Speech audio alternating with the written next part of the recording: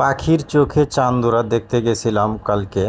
তো ভাবলাম যে আসছি যখন তাহলে একটা ভিডিও করেই নেই আপনাদেরকে দেখানোর জন্যে। তো দিলাম পাখিটা উপরে উড়িয়ে দিলাম, তারপরে চতুর্থ সাইডে দেখতেছিলাম যে আসলে কি আছে। তো উপর থেকে সত্যি খুব অসাধারণ লাগে, অনেক ভালো লাগে, অনেক সুন্দর লাগে। আমি জানি না আপনাদের কাছে কেমন লাগে, আপনাদের কাছে কেমন লাগে অবশ্যই তা কমেন্ট করে জানাবেন। আর যদি ভালো লাগে তাহলে এরকম ভিডিও সামনে আরও আনবো। তো আমার কাছে অনেক ভালো লাগছিল। এই সবুজের বুকে লাল, সে তো থাকবেই চিরকাল।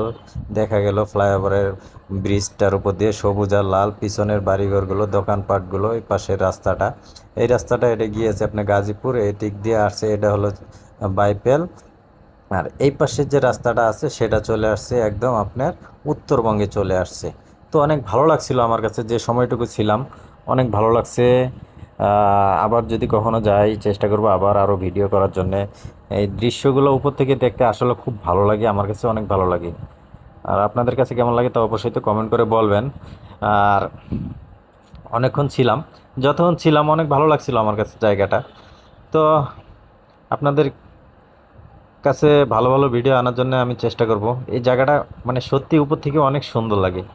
এটা মনে হয় শাল বাগান, ওই পাশেটা মনে হয় শাল বাগান, আমি মানে যতটুকু সম্ভবত জানি, আমি ভালো করে জানি না, আইডিয়া করে বললাম। এটা হলো গাজীপুরের রাস্তা, ওটা ওই পাশে গাজীপুর গেছে। আর এই পাশে যে রাস্তাটা আসতেছে সেটা হলো আপনার উত্তরবঙ্গ থেকে আসছে, এই রাস্তাটা উত্তরবঙ্গ থেকে আসছে, এটা উত্তরবঙ্গ থেকে আসছে।